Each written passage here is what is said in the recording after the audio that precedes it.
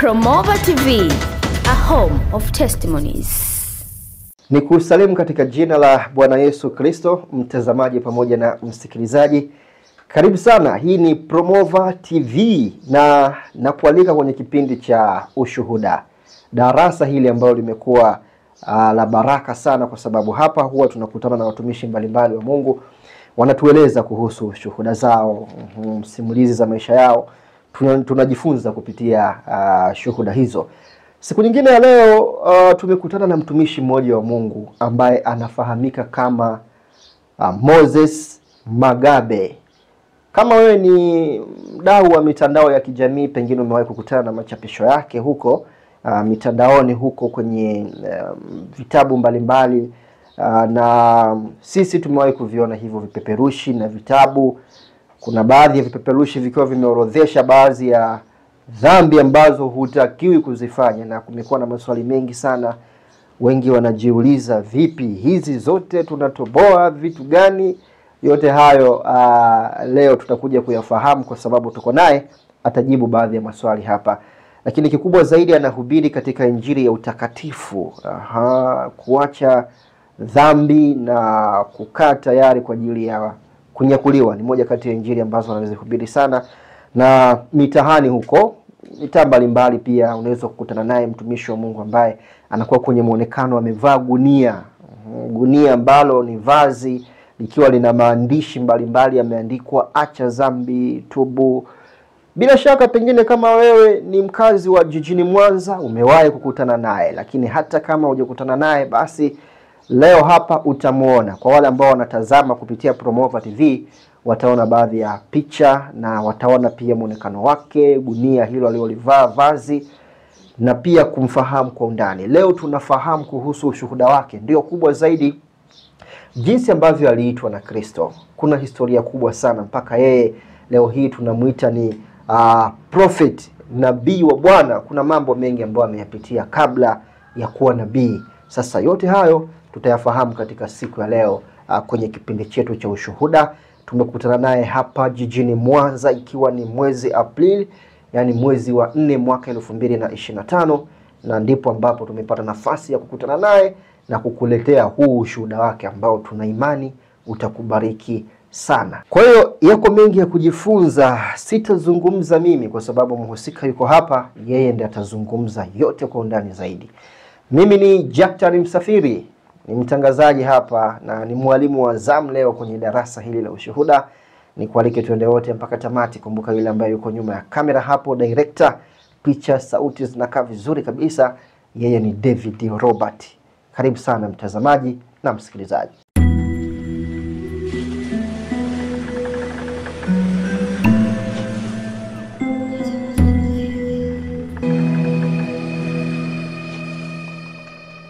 Namna hiyo basi, mtumishi wa Mungu, nikukaribisha sana, nikualike kwenye studio zetu katika siku ya leo, na ninafurahi sana kuwa nawe. Bwana Yesu asifiwe sana. Amina. Bwana asifiwe. Amina. Habari za uzima? Njema, nashukuru Bwana. Ndio. Amen. Hebu jitambulishe kwa majina yako sahihi kwa yule ambaye anakutazama katika siku ya leo na kukusikiliza pia. Amen. Bwana asifiwe. Amina. Kwa majina ni Moses Magabe, ni mzaliwa wa mkoa wa Mara, wilaya ya Tarime. Ni Mkuria ambaye yuko kushika panga lakini anashika Biblia. Amen. Amina. Nabii wa wakati wa haki, si ndio? Yes. Ndio kama kitambulisho chako, nabii wa haki. Kwa hiyo ni prophet. Yes. Moses Magabe, nabii wa haki. Tutafahamu kuhusu nabii wa haki. Lakini kanisa, unasema unatokea kanisa la kifo, kanisa la kifo cha Kristo. Yes. Si ndio? Ndio. Hili kanisa liko wapi na kwa nini kanisa la kifo cha Kristo? Bwana asifiwe. Namtukuza Kristo sana. Kanisa la kifo cha Kristo, Bwana amenipa hivi karibuni. Lakini mwanzoni tangu nimeanza kutumika sikuwa na hilo jina. Lakini Bwana amenipa jina hili mwaka jana tu. Mwezi wa kwanza kabisa, tarehe 17, katika maono ya wazi sana ambayo Bwana alinitembelea kwa jinsi ya ajabu sana. Ndipo alipokuja kuthibitisha au kuniita katika wito rasmi na huduma rasmi na nimtumikie kwa nyakati hizi za mwisho. Naweza nikaelezea maono hayo kwa wazi ilivyokuwa. Ilikuwa ni usiku wa tarehe 17 mwezi wa kwanza. Nilikuwa nimelala, nikaona nimemtembelea mtu, rafiki yangu tu. Yule mtu alikuwa ni mgonjwa. Nilipoingia kwenye chumba kile kama vile tu ghetto, nikaingia mle kwa ajili kumjulia hali. Tukiwa tunaongea hapa na pale, akaingia mtu ghafla. Mtu kufika mlangoni akaanza kunena kwa lugha. Katika hali ile mimi nikashukiwa na ile nguvu ya Roho Mtakatifu kwamba wakajaa Roho Mungu akaanza kunena hivi na hivi. Kwa nguvu iliposhuka na mimi nikaanza pia na mimi kunena kwa lugha.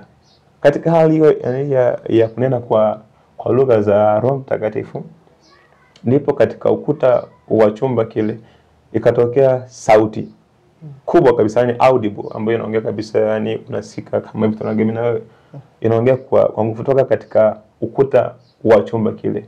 Wakati sauti inaanza kuongea, logo hii hapa ya kanisa la Kifuata Kristo ikawa inajichora yenyewe, kwamba Bwana akawa anachora mwenyewe hiyo logo katika ukuta ule kwa vidole vyake au viganja vyake. Ndio ikawa sema sauti kwamba ikiwa anazungumza kwamba Wallace Magabe, ni wakati wa kutumika, umeitwa katika utumishi. Utapigwa vita sana, utakataliwa sana, utapitia dhiki na vita ya kila aina, lakini jipe moyo, vumilia, utashinda. Ilipoongea vile na katika logo ikawa inachora katika ukuta. Sasa tukawa katika amaki na kushangaa nini. Baada ile kufutika mimi nikaomba, Bwana, naomba hii hali irudie, mbona kama sijaelewa. Ndipo sasa katika kurudia kule ikatokea ile logo ikawa inachora vile katika mwanga wa zambarau mkali sana. Ulikuwa unaangaa katika utukufu wa Bwana wa majeshi. Na wakati sasa logo inachora, akatokea mfano wa mtu alikuwa akiwaka sana, mavazi meupe, mfano wa umeme.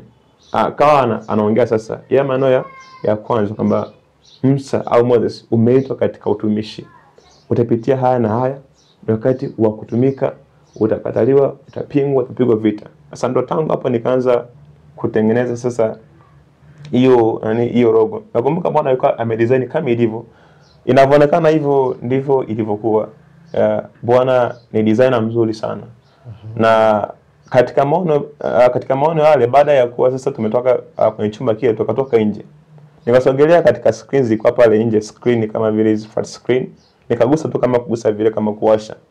Katika ile screen ikaonyesha kama video jengo la kanisa. Ilikuwa limejaa sana watu wengi mno.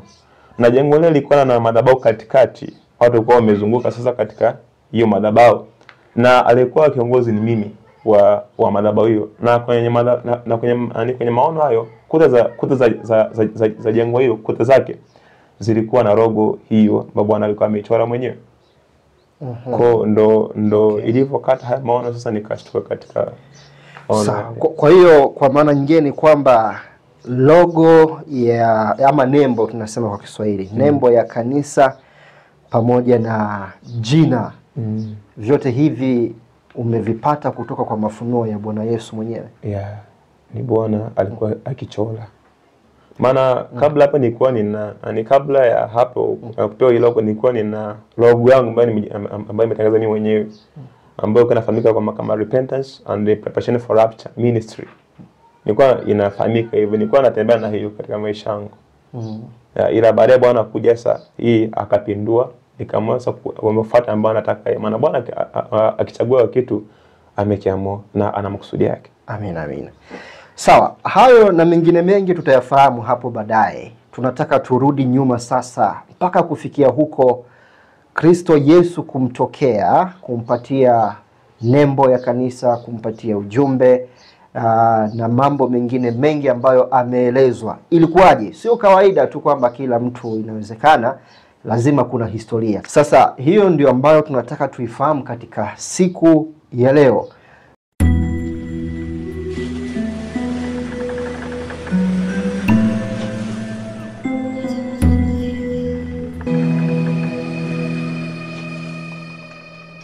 Mtumishi, nikupe nafasi sasa utueleze historia yako. Amen.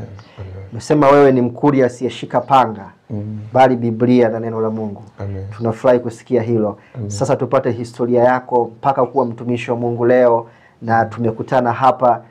Una kitu gani cha kutueleza kuhusu ushuhuda wako? Karibu sana. Amen. Nashukuru katika jina la Yesu. Amen. Kwetu sisi tumezaliwa, tumekulia katika dini au katika dhehebu la Mennonite. Wale ambao wana ibada ambazo ni mfano kama Wakatoliki. Ndo mzee wangu ndo alipokuwa akifanya hayo au kusali huko. Mimi nimeanza kumjua Kristo nikiwa form 2. Kabla hapo nilikuwa nikiishi maisha tu ya vijana kama ninavyoishi siku hizi bila kumjua Yesu, maisha machafu ya kilaina. Nizungumzie nilipoanza kumjua Kristo. Nilipokuwa niko form 2 2017 ndo nilipokutana na Yesu Kristo na maisha yangu yamebadilika na kuombolewa. Ilikuwa ni kama zile break tu za darasani. After break pata kwenye vipindi kulikuwa na kijana katika, alikuwa ni form 1, mimi nilikuwa form 2 kwa wakati ule. Alikuwa na bidii sana ya kuhubiri injili mida break. Alikuwa anapita darasa basi, baada ya darasa anaanza kuhubiri injili ya Mungu. Sasa mimi nilipenda tu automatic the way kwa kuhubiri. Mimi nikasema I wish hata nilikuwa nafanya hizi kazi kuhubiri, yani nipo tu nilivyovutia. Sasa baada ya kuvutiwa nikawa nasikia pia ile injili. Ndio baadaye nikaamua kumpokea Kristo kupitia mikono yake, kupitia injili ambayo Bwana alimwagiza kuhubiri. Lakini huyo ndugu mpaka leo haipo katika injili ile aliyoanza nayo. Kasha kuwa ile kama hao wengine ambao wanakuwa tu ni wafariji au bila hiyo mafanikio. Katika baada ya kuokoka sasa ndio maisha yalipoanza kubadilika. Maana nilikuwa na binti katika mahusiano. Baada ya kuwa nimemkiri Kristo nikiwa form 2, nilirani nikamwambia binti, mimi kwa sasa hivi nimeamua kumfuata Yesu, kunaomba tu tusisumbuane. Ni huyo kijana ndio alikuongoza sala ya toba mwenyewe? Yes. Okay. Kwa ndo bwana nikamfuata binti. Kwa sasa hivi mimi nimemfahamu Kristo, naomba tu sasa tuishi hapa. Ikawa hivyo, maisha mengine yakawa yameendelea pale shuleni. Sasa huko nyumbani sasa mzee wangu anaanza kuona ambao kijana wangu bwana anaanza kubadilika. Nilikuwa nasali kule bali nikahama kusali kule wao wanakuwa sali kanisa ya familia, nimeshaondoka kule. Nikahamia kwa walokole tangu mwaka 2017. Sasa ambacho kilifanya mzee wangu anichukie ni ile kuomba. Maana sisi tuna kawaida au tuna desturi au tuna mfumo. Na sio kwamba ni mfumo. Ni dai tu unavyokuwa unaongozwa na Roho Mtakatifu. Sababu kama mtu amejaa Roho Mtakatifu, mtu tu mtu baki lazima tujue kwamba huyu mtu ameokoka. Yaani ukiokoka, kila mtu lazima tujue kwamba huyu mtu kaokoka haswa. Wanafahamu tu. Sio lazima kwamba usoka waeleze, wewe tumisha kwa hapana. Huwezi kueleza. Wanaona automatic mtu kabadilika kwa sababu ya njia zako, tabia zako. Sasa pale nyumbani maisha badilika. Movie nikawa anisangalia za kwa familia pale, nilikuwa siangalia kwenye movie, nilikuwa natoka kabisa nje. Naenda kwenye chumba changu kulala. Wao kaka anize movie mimi natoka nje. Sana ikifika Jumapili mimi siende kule kanisani kwao. Naenda kwa wale ikifika usiku ninaanza kuomba, wanasikia. Yanzo nilikuwa nikiomba nikilia sana usiku. Nilikuwa bujika sana usiku nikilia. Sasa mzee wangu alikuwa akisikia hizo kelele, nasema huyu kawaje tena. Wakajua kama nisha kaamia kwa lokole. Sasa vita ndipo ilipoanzia hapa kati mimi na mzee wangu. Mzee alikuwa anataka mimi nisale kule kwenye lake lile, na mimi nikawa sasa siwezi kuendelea kwa sababu nishafahamu kweli ya Kristo na namna gani Mkristo anapaswa kuwa na aishi kwamba kivipi. Sasa katika ile kuomba usiku kwa chumba changu, mzee alikuwa anakuja anabisha mlango. Mimi kwa sababu ni mzazi na anaamua tu kumfungulia na anaacha kuomba. Maana sijui kwa ile kaufuka binadamu na kwa muda mwingine afu pia watoto pia kwa wakati ule bado ndogo sana. Kwa hiyo nikafungua, nilipigwa sana siku hiyo. Nakumbuka alikuja akachukua fimbo fani hivi ya mfagio zile kubwa. Alinipiga sana. Alinipiga sana. Nakumbuka nilipigwa, nilala na maumivu sana kwa siku ule. chanzo ni kwamba nilikuwa nikiomba, akisema kama anampigia kelele. Inaweza ikawa hivyo, lakini yani mimi nikiwa katika kuomba huwa najiachia, huwa ani ufahamu zinanitoka kwa watu mwingine, but nisema kama tu kwamba ni Mungu au ni bubujiko la Roho Mtakatifu. Huwezi kulizuia sometimes. Kwa ndo maisha alivyoendelea vile. Akaenda hivi mimi na tukaingia, nilikuwa nimeingia sasa form 3. Kufika form 3 pale shuleni sasa nikawa ndo ninafahamika maarufu kama mchungaji. Na sasa mwanao mimi mpaka leo anafahamu kama ni pastor. Ambao wamesoma nao form 4 na form 3 wajua kama ni pastor kwa jinsi nilivyokuwa nikiishi pale. Maana itoka tu siku moja pepo alikuwa amemvaa mtu. Mimi nikaja nikaitwa, maana nilikuwa nakaa katika wima sana ile kusali, baada za wima nilikuwa naonekana sana ninaongoza, nilikuwa mwenyekiti wa ukwata, baadaye nikaenda wima, unaona. Kwa hata walimu wakawa wanajua kwamba huyu anaweza akafanya kazi. Hivyo nikaitwa, nikaenda kukemea. Nilikuwa hasa katika mazoea, anasema ni mazoea. Kila mtu akipagawa pepo na nini anaita mimi. Sasa Magabe, pastor hivyo naenda. Nilikuwa nikaribia pepo ni kwa sekunde moja anakuacha fungule. Sasa nilikuwa maarufu pale shuleni, walimu wakanipenda sana. Na nilikuwa pia nini ambaye kijana ambaye ni mpole na mwaminifu sana. Kwa walimu walinipenda sana kwa staili na pia ile kutoa zile pepo. Nilikuwa maarufu kwa staili ile. Siku zikaenda, maisha mengine hapa nyumbani, vita ilikuwa tu ikiendelea, lakini nilikuwa naweza kumanage.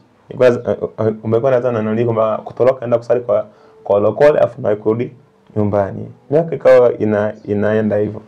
Sasa ili niongee zile point ambazo ni za msingi katika masuala ya wokovu au vita kati mimi na mzee wangu, ilifika sehemu sasa vita ikawa kali kipigo kwa siku. Nielezewa kwamba nisiombe, nilikuwa natoroka hadi usiku naenda mikesha. Natoka nafungia ila komeo kwa nje, kuna gate kule. Sasa natoka nafunga sana. Alafu ikifika saa 9 huko umekifika saa 11 hapo na kurudi afu nafunga afu naingia kwenye chumba changu. Kwa inakuwa hivyo. Niishi maisha ya mikesha, kutoroka, kuomba, hivyo vita ilikuwa ni kali. But sasa mzee akaenda mbali. Siku moja anasema kwamba siku moja mzee wangu alikuwa anataka sana anipigi kwa sababu ya imani.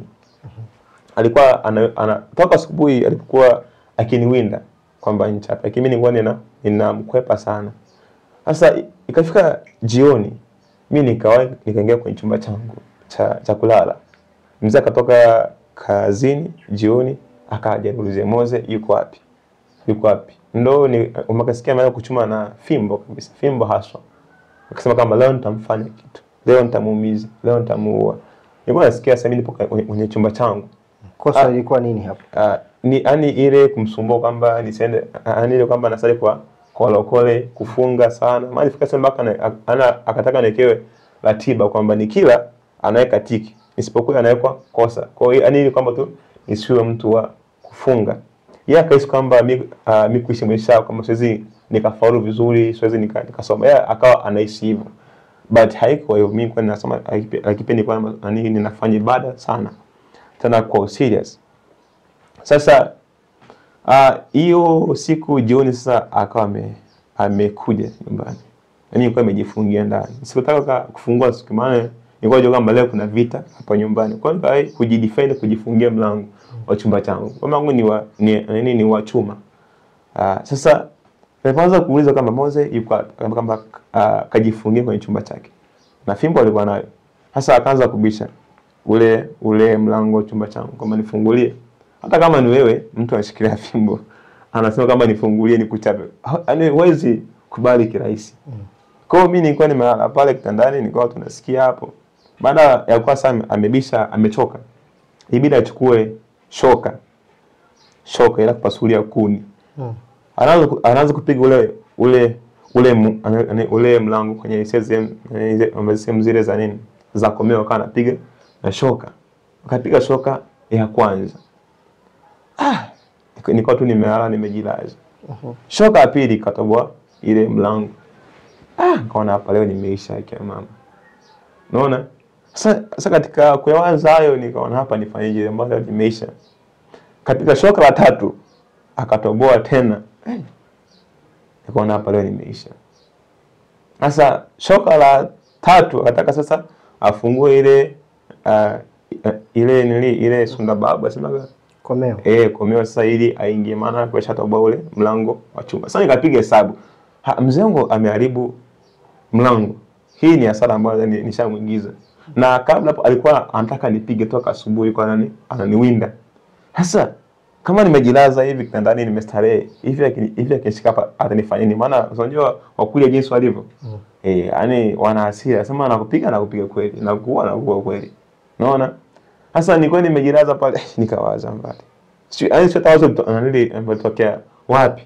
Wazo likaja nikajikuta nilikuwa na net ambayo inafanya kama vile mtu. Alikuwa haijafungwa juu. Net ile sasa kwa katika kitanda nafanya kama mtu. Nikachukua ile net, kawa kabla hajatoboa kabisa kuingia. Nikachukua ile net nikajiwekea hapa shingoni. Sasa nikashika hapa na hapa nikaanza kujivuta hivi kama kujinyoa. Ili sasa nikasema hapa ndio ukombozi wangu. Maana kama akija kama nimekaa hata kama ni wewe, mimi niharibu mlango wangu na bado nilikuwa na vita na wewe, alafu nikute umestarehe. Hata kama ni wewe, lazima apenge tupate. Sasa mimi hii watu wazo la kujiwekea neti nilitoka mimi ndio ni automatically kujiwekea hapa neti, nikaanza kupiga miguu katika ukuta kama najinyonga sasa, afu kuni navuta. Hata kama ni wewe mtu ambaye amejiwekea hivyo hizi kwa anajinyonga, labda kama umejifungia juu sasa unajininginiza, but kushika hivi afu piga katika ukuta kama unajinyonga, hiyo ni impossible. Sasa wao kesi kama ninajinyonga, mlango ulipofunguka tu wakaniwahi shingoni kwamba watoe sasa nikajiua. Sawa? Sasa kutoa ile mzee akasema leo nakuua. Muda huo mwenyekiti wa mtaa, mtaa wote kwesha sogi kwa sababu zile kelele za shoka. Mwenyekiti wa mtaa walikuwa amekuja pale nyumbani. Sasa mwenyekiti na mzee na watu wa mtaa ukute umekaa tu relax. Hata kama ni wewe wanakuwa siku hiyo. Kwa tumetu hiyo mbinu kwa ajili ya kujoka. Na sio wazo hili umeskweli liko limetoka wapi wazo. Mimi sijui litoka wapi ile wazo kusema kweli. Kwa hiyo after ile umeenda kuniokoa sasa wakanipeleka sebuleni.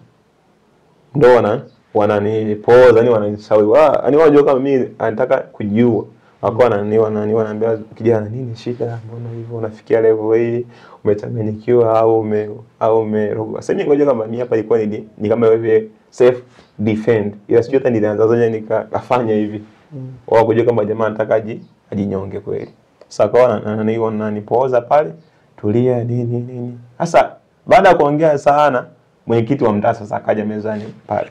Akachukua karatasi na kalamu. Akaniambia kijana, sasa tukusamee. Usipigwe leo, maana leo ulikuwa unataka kuuliwa na babako. Sasa hivi tusikupige na tusikuadhibu kama vile mwenyekiti pia mwenyekiti pia angeweza kunipiga kwa wakati ule, maana nilikuwa sasa nimevuka mpaka. Akasema kama sasa hii tusikuadhibu leo, usikupige. Naomba sasa usaini kwamba kuanzia leo unaacha imani na unaacha ulokole. Unakuwa kwenye dini ile ya zamani ya familia. Okay. Sasa nikachukua kalamu kama ni sign, nikawaza imeandikwa mtu akinikana mbele ya na mimi nitamkana mbele ya malaika na babangu. Nikawaza. Sasa kwa sababu sisi imeandikwa hivi kwamba mtu hata kwa mawazo yake tu au anavyoongea tu anahesabiwa hukumu au haki.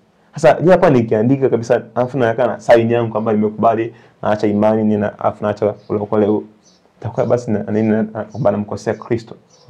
Kabidi sasa ni gairi ile kusaini. Baada ya gairi tu pale mwenyekiti akapanic. Kijana una kiburi siku hizi, unajiona umekuwa unadharau na nini. Kuongea sana pale.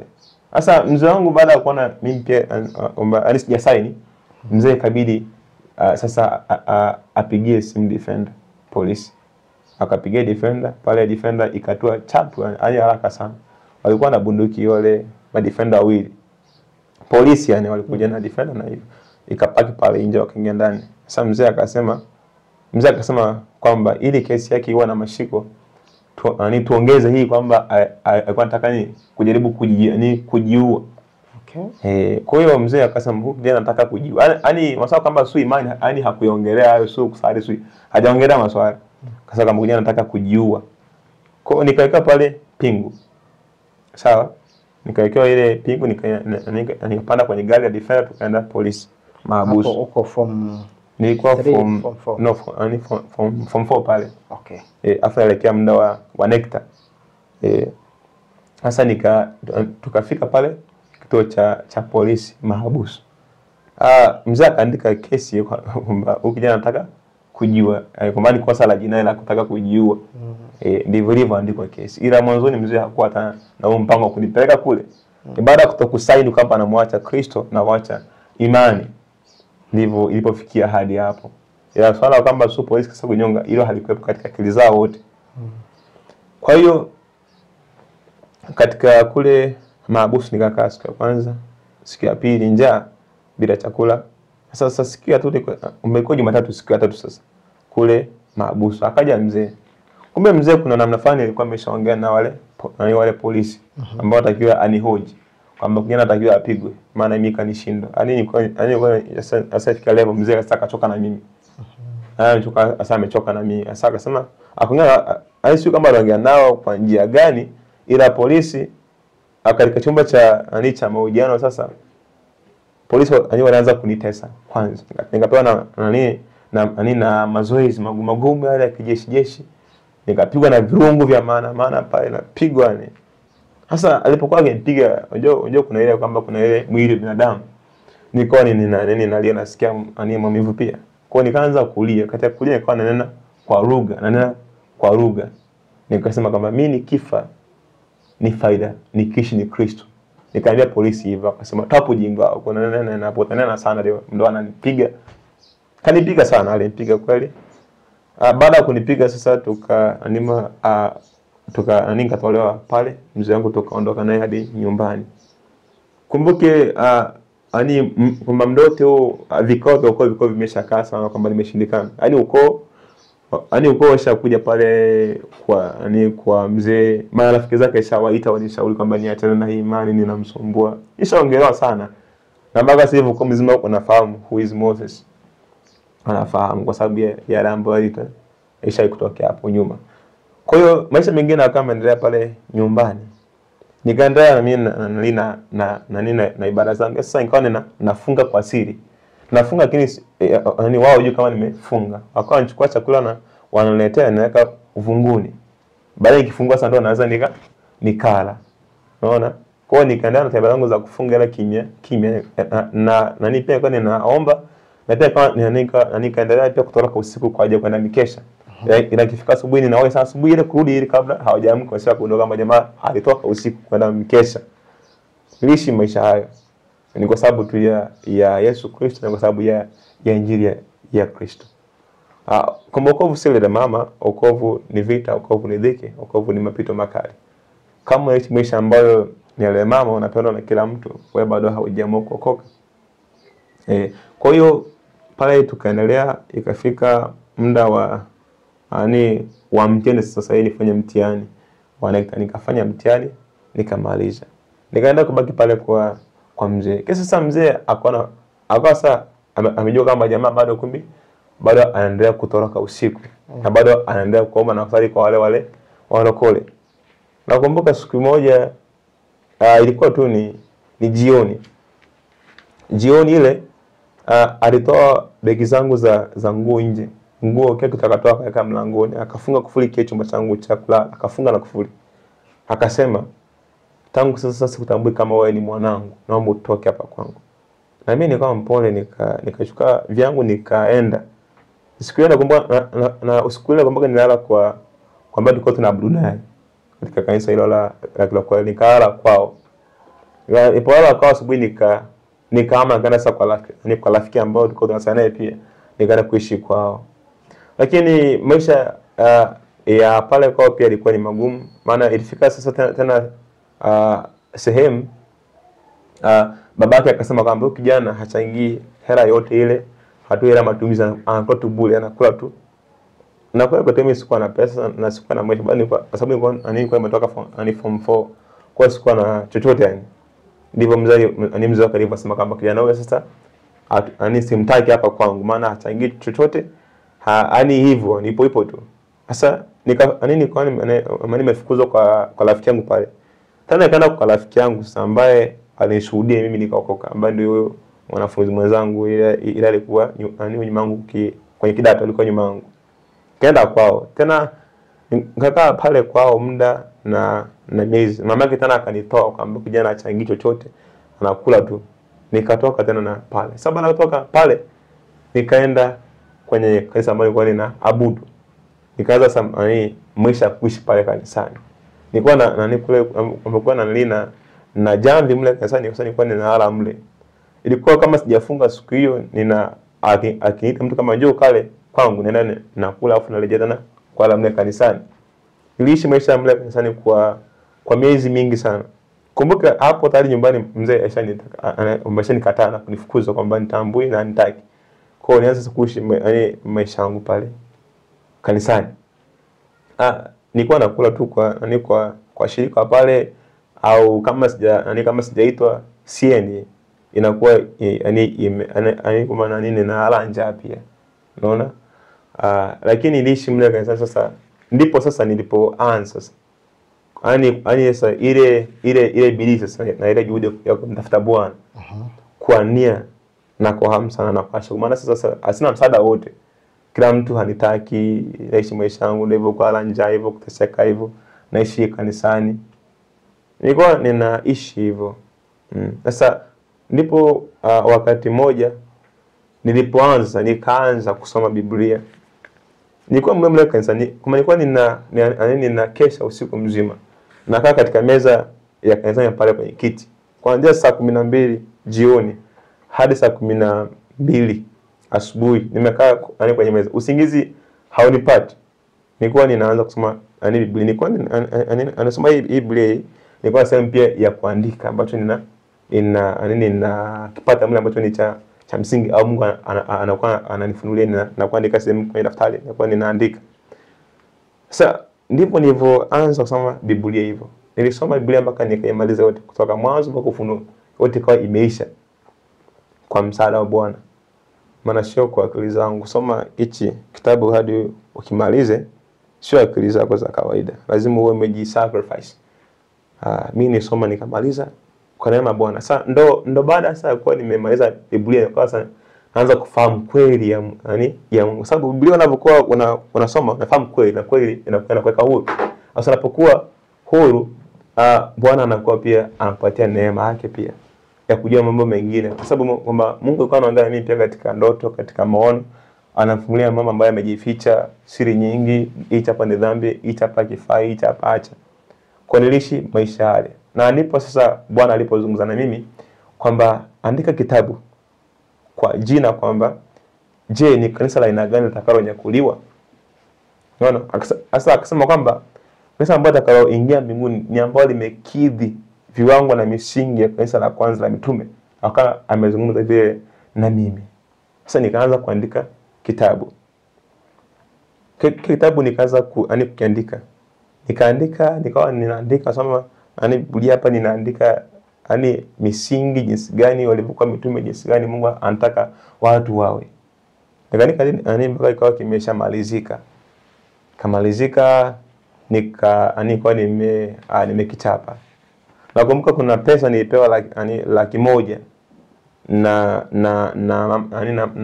na mwanamke hivi ni wa kanisani.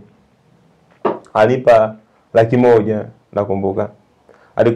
Kumekuwa ni mchango kwa ajili ya kwenda chuo. Nikachukua pesa baada kwa sasa nimekuwa pesa nyingine na kuongeza ili nikalipa ada ya chuo ili aanze chuo. Nikachukua ile $100,000 nikaprintia hicho kitabu cha kwanza kwamba je ni kanisa la gani litakalonyakuliwa. Sasa baada hapo nikaanza sasa kuwa na kitembeza katika makanisa. nilianza hizo ruti za kanisa hili, napeleka hichi kitabu nampatia mchungaji. Ninatoka hapa napeleka yule mchungaji. Toka pale napeleka huyu mchungaji. Ndipo nilianza kukisambaza kwa kitabu cha kwanza kabisa. Na wengi na kuna ambao walikuwa wanakipokea kwa sababu ilikuwa ni inaongea ni masuala ya injili ya toba.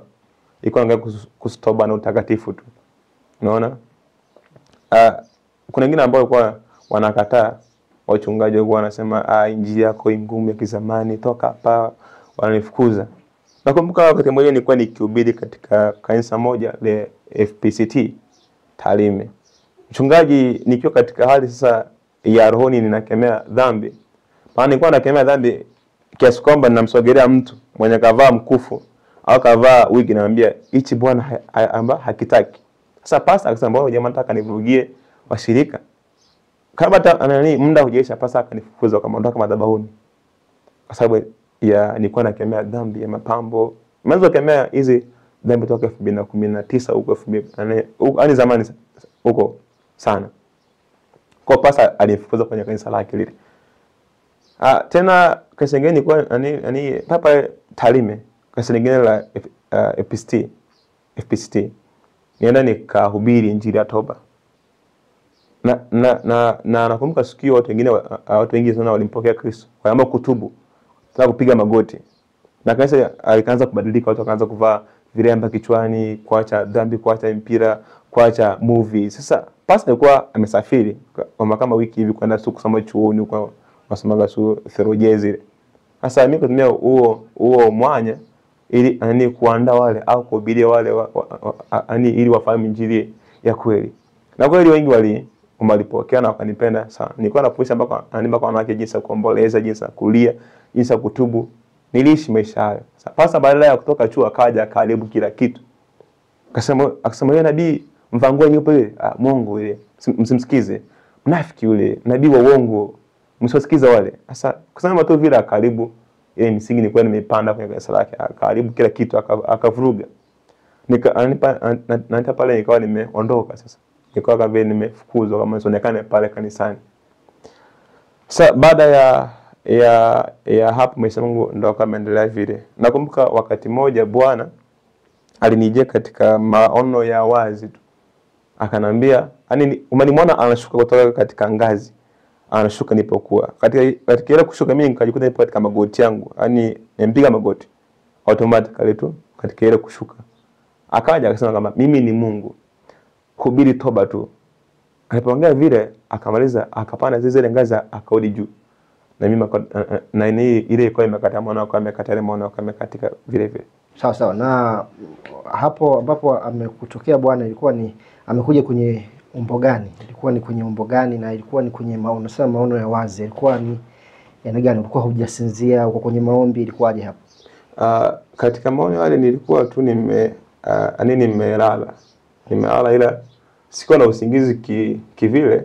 Sasa unaweza kufumba macho afuka wana kitu. Sasa alipokuwa anashuka alikuwa tu katika mwili wa mwanadamu wa kawaida tu.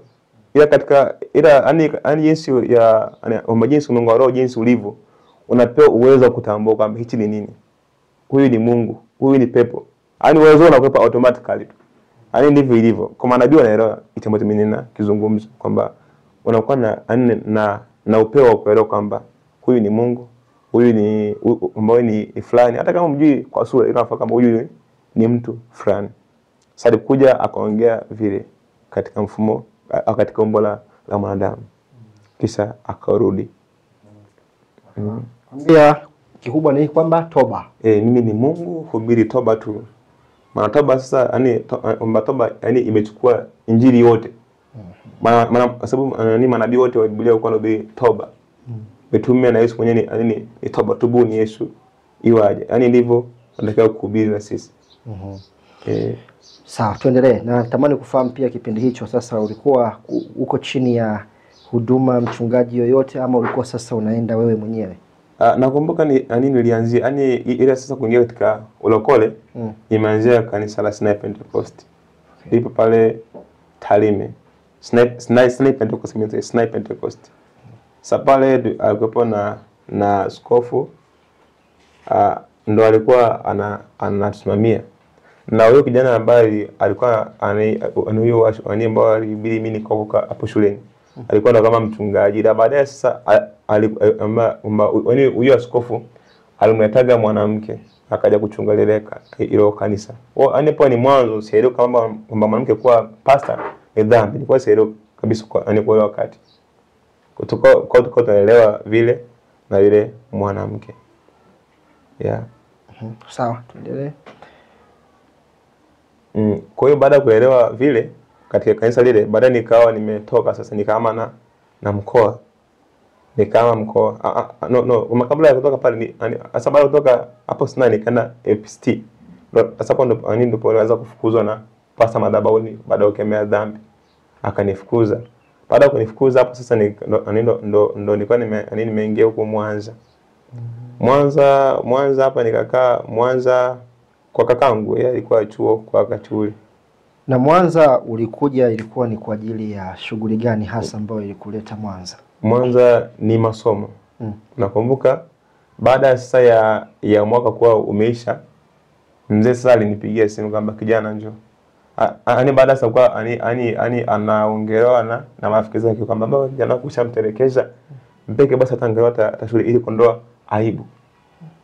Amempigia simu kwamba kijana njoo na kupeleka chuo. Ila sasa baada kufika pale tena sasa kama ili kupeleka tena chuo kataa hii imani. Akasema siwezi kukana imani. Kwa kama nipeleka chuo nipeleke chuo tu kiroho safi. Ile imani sikani imani. Nikamwambia tu hivyo. Kwa baada ya pale kuandika gomba. Ndio baadaye nilikuwa sasa kama ongea na kangu. Akamwambia na kakangu anitafutie shule ya advance. Nikaenda advance Mbeya. Nikasoma 2 in 1. Form 5 na form 6. Nilikuwa nimesoma pale chuo. Advance ile form 6 na form 5 2 in 1. Nikamaliza pale ndo nilikuwa sana nimeapply chuo hapa Sauti Mwanza hapa. Course ya sociology. Kwa hiyo ndo kwamba ulikuja Mwanza kwa ajili ya elimu. Mwanza sasa, ni elimu ndo ilonifikisha Mwanza. Okay. Sawa. Na unasema kote huko ulikuwa unahubiri masuala ya injili hiyo utakatifu, unafukuzwa. Bila shaka watu wanakuona pia ni mweu kipindi hicho kama umepotea, umechanganyikiwa, unahubiri vitu ambavyo havipo. Natamani kufahamu ulipata wapi huu ujumbe? Yaani baada ya kuwa umeambiwa pale na unasema ulitokea wakawa umeelezwa kwamba hubiri toba. Sasa baada ya hapo ulipiwa labda vipengele kwamba uelewe kwamba hiki hakitakiwi, hiki hamna, na kwamba toba unaozungumzia hapa ni ipi, ama injili hii ya utakatifu kuna vipengele gani na gani? Nataka kufahamu hapo. Ulipata mwongozo wowote ama ilikuwaje mpaka ukafikia kuanza kuhubiri undani wa dhambi na injili hiyo utakatifu? Bwana asifiwe. Nakumbuka kuna huduma fulani nilikuwa ninalelewa. Alikuwa kuhubiri kweli ila sio kweli ile halisi. Maana pia yeye ifika muda sasa tukagombana. Baada ya kumweleza kwamba Pastor Pete ni dhambi.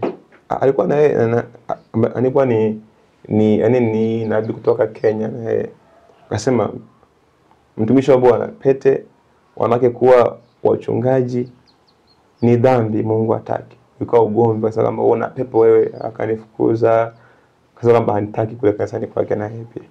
Sasa kuna namna gani anayekuwa akihubiri kwa namna fulani, kuna kweli fulani ila sio ile kweli halisi. Kwa mwingine pia nijifunza kutoka kwa andiko ambalo nilikuwa ninakaa chini yao. Lakini pia kusoma Biblia yote ni kwa nifahamu kweli nyingi kusoma Biblia peke yangu chini ya uongozi wa Roho Mtakatifu. Nilikuwa nafungulia mambo mengi katika ndoto, katika maono. Lakini nakumbuka wazi na kubwa zaidi ya mimi kwa hivi leo na hii injili ni baada ya Mungu kuongea ya kwamba hubiri toba tu. Lakini katika maono mengine Mungu niona nilionekana katika ulimwengu wa roho. Nimeshikia document zilikuwa na zilikuwa zimeandikwa kwamba jinsi gani kanisa limeanguka na kuacha injili ya kweli na njia za kweli. Jinsi gani kanisa limeanguka na kuacha njia za kweli. Nilikuwa na jumbe huo katika hiyo document, na pale kwa kumeelezwa zile dhambi na maovu au vitu kama kwa nini kanisa limeanguka, yani kivipi, namna gani limeanguka. Sasa pale kwa zimeonyesha zile dhambi au ule uovu au vile vitu kwamba hichi hapa kinafanya kanisa limeanguka, watu leo yani ni hivi na hivi na hivi. Sasa katika mambo yale niona katika vile yani kuna uwanja mkubwa sasa ambao wanatakiwa kufanyike kama kwa ajili ya kongamano au mkutano, na nikaona wachungaji na washirika wao wanakusanyika katika ule uwanja, yani wachungaji mbali na washirika wao wanakuja sasa katika ule mkutano kwamba wasikie injili, na mimi ndiye kuwa mhubiri wa hiyo mkutano, na injili hii na injili ilikuwa ni kwamba jinsi kanisa limeanguka. Kwa pale wananipa kuna zile dhambi, kuna ule uovu. Na baada ya kumka pale sasa nikaandaa document yenye ule ujumbe, na mpaka leo hii ninao. Maana ni ujumbe ambao Mungu alinipa ambao natakiwa nitembee nao muda mwingine. Kwa hiyo kanisa limeanguka na limeacha njia, na chanzo ni wachungaji. Nafikiri ndio hivyo. Na umezungumza kwamba ulikuja Mwanza kwa sababu ya elimu, na umejiunga chuo kikuu sasa, chuo cha Sauti, ndio? Yes. Kwa maana hiyo ni kwamba ulienda A level pale, na maana ulifaulu sasa form 4 kule ulifaulu. Nilifaulu kule form 4 pamoja na yote, kumbe ulifaulu. Nilifaulu. Okay. Sawa. Sasa nataka kufahamu sasa, baada ya kuwa umefika Mwanza na masuala ya kuanza chuo ilikuwaje sasa hapo na kupelekea mpaka huduma sasa na chuo, uliwezaje kuendelea, na je unaendelea ama ikoje? Tufahamu kuhusu hilo. Nakumbuka sasa baada ya kuwa nimeingia chuo, maisha mengine yakawa yameendelea, na Bwana alikuwa akisema na mimi pia. Yaani njoo kwamba ilifika sehemu sasa ikawa yani Bwana unajua Mungu akishakuita huwezi kukimbia wito. Unaweza kujaribu njia yote ile kumkwepa Bwana, lakini hautaweza, maana hutakuwa na amani. Kwa sababu katika Mungu atakuwa anakutokea. Pengine anakupatia ujumbe au anakupatia kwamba au anakuonya hichi. Maana watu wengine umewahi kusikia nilisikia sauti ikisema kwamba ninyi wenyewe ndio mlioniacha mimi, mko busy na mambo yenu na sahau neno langu. Hiyo sauti aliongea kwa nguvu na kwa huzuni.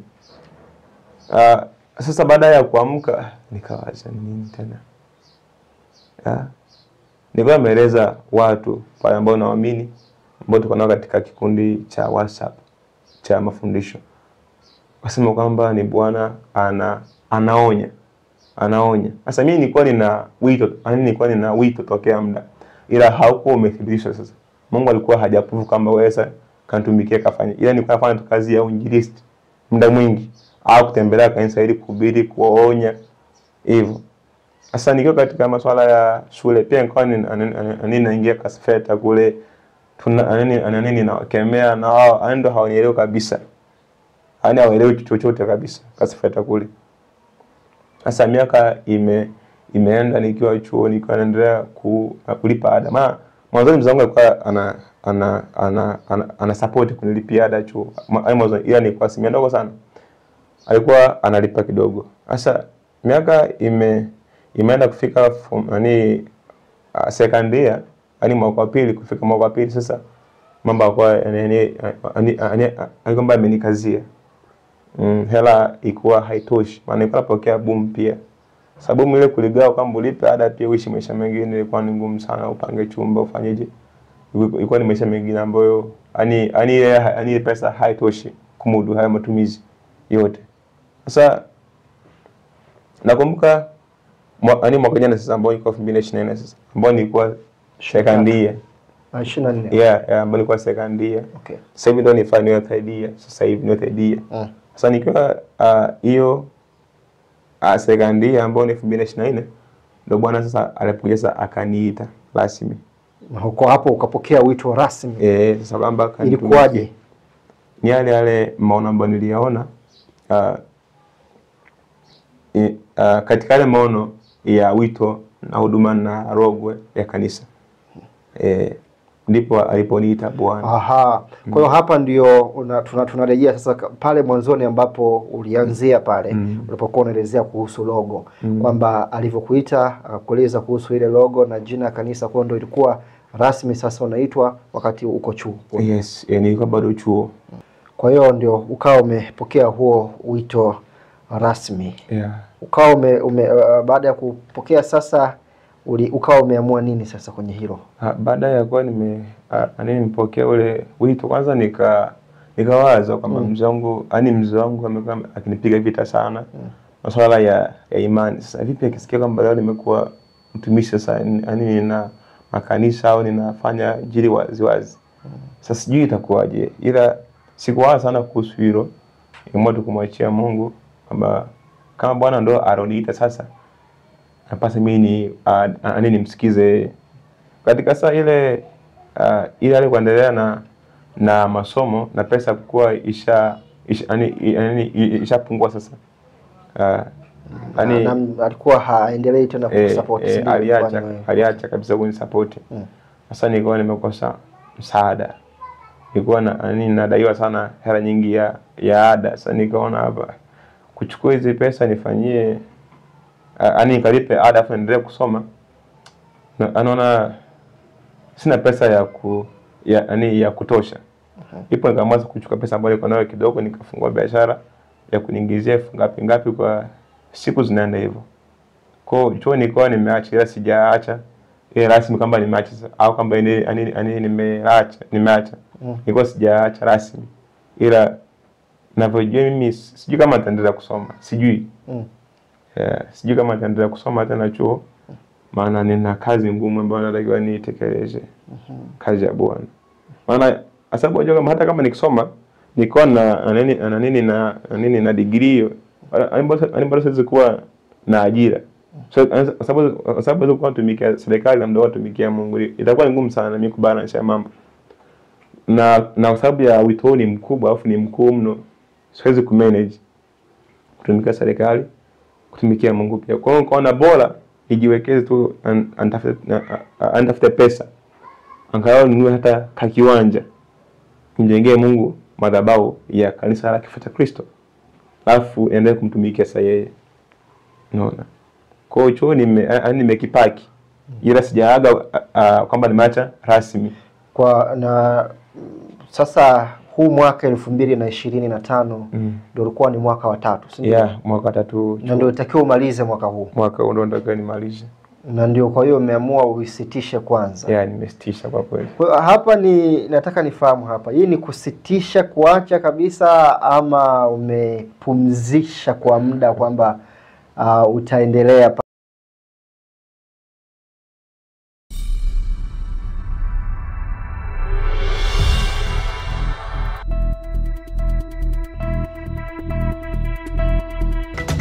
Promova TV, a home of testimonies.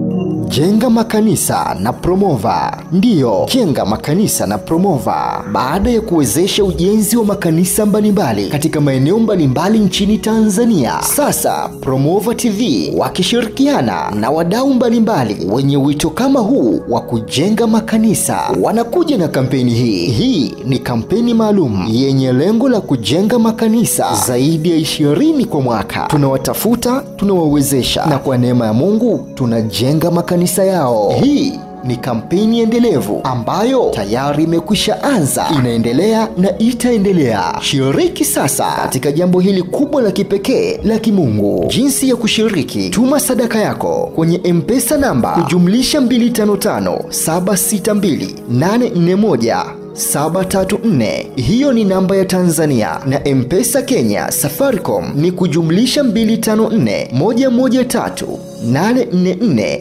735. Pia unaweza kutuma kupitia Equity Bank akaunti namba 3005111819273. Lakini pia unaweza kutuma sadaka yako kupitia Western Union, MoneyGram, Ria, World Limit, Sendwave na njia nyingine nyingi. Namba zote za simu pamoja na bank majina ya usajili ni Jacktan Arbogasti Msafiri. Tafadhali wasiliana nasi kwa namba tajwa hapo juu kupitia WhatsApp ili kupata maelekezo zaidi. Hakuna kikomo wala kiwango cha sadaka. Toa kadri ya uwezo wako. Na kwa maelezo zaidi kuhusu maendeleo ya kampeni hii, taarifa zote zitaendelea kutolewa kupitia Promova TV inayopatikana YouTube. Asante kwa kushiriki kampeni hii. Jenga makanisa na Promova.